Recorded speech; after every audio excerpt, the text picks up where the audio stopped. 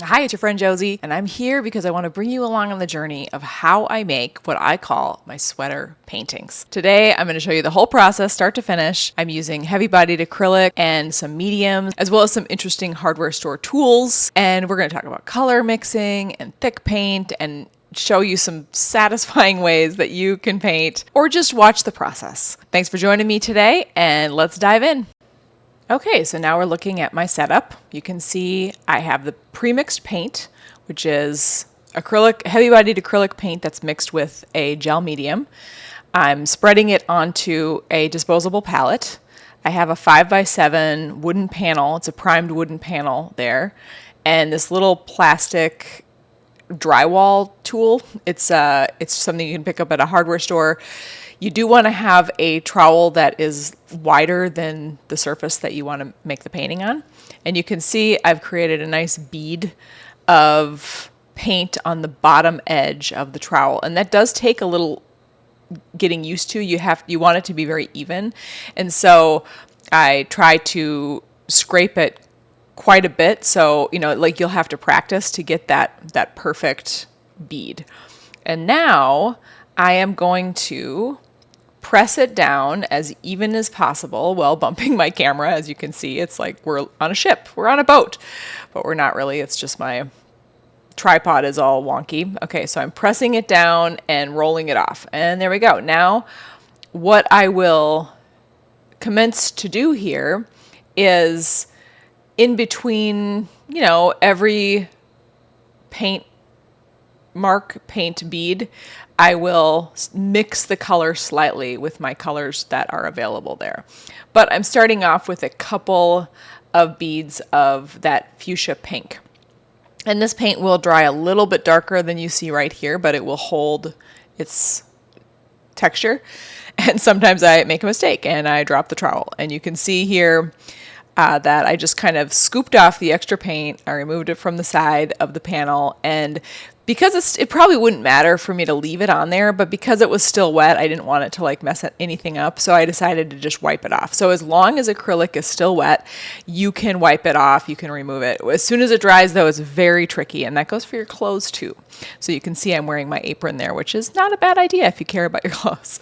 So you could see there that I added a little bit of that yellow, and for this whole painting, I'm only going to use those three colors, and I'm using a naphtha red that's mixed in with a modeling medium, and then I'm using a cadmium yellow light, which is mixed in with a modeling medium, and a phthalo blue red shade, which is, again, with the modeling medium.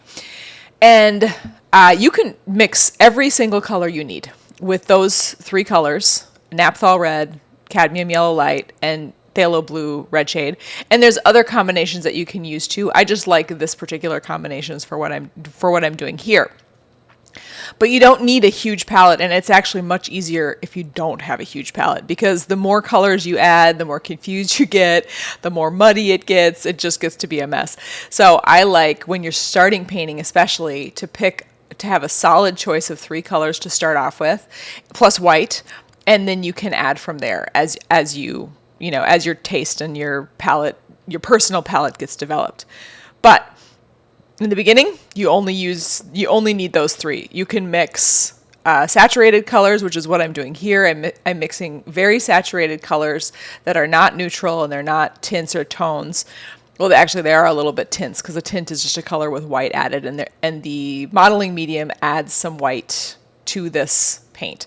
And so it's not a pure hue; it's a tint of a hue, but not that light. It's not a pastel, really. It still has quite a lot of vibrancy. And like I said, it will dry pretty much a little bit darker than it is right now, but it will certainly keep its shape, and it won't change color very much.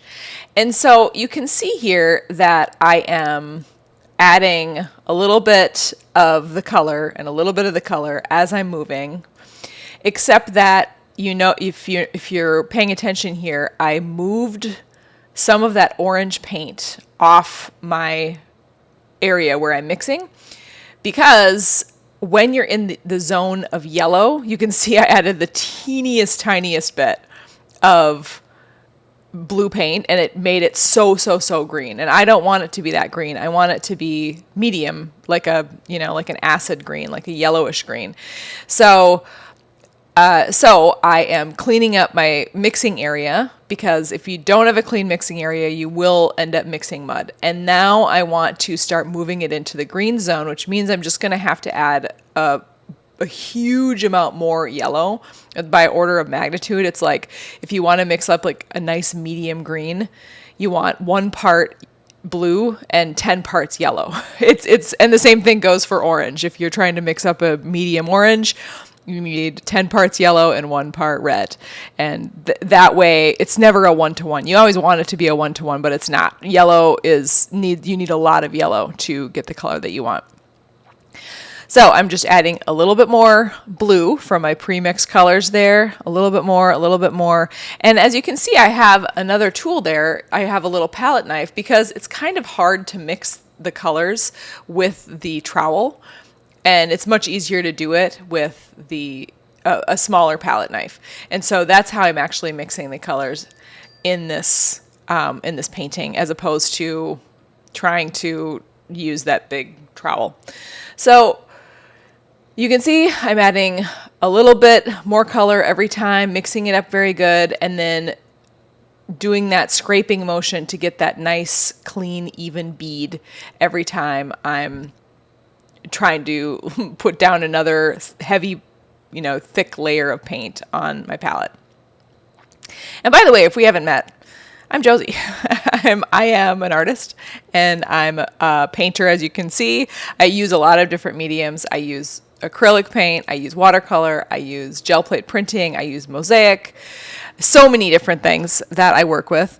And one of the things that I've really liked to do is to do these textured acrylic pieces that are really color driven. So I really like making gradients. I like the rainbow. I like paint blends that, are just slight differences in tone for every single color.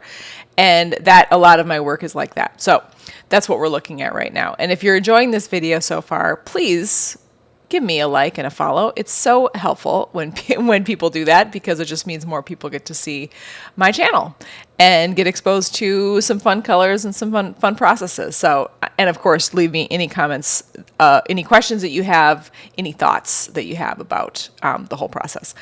Okay, so now we're jumping into the sweater process. And I call it a sweater because it kind of looks like a weave. You know what I mean? It kind of looks like it's weaving together.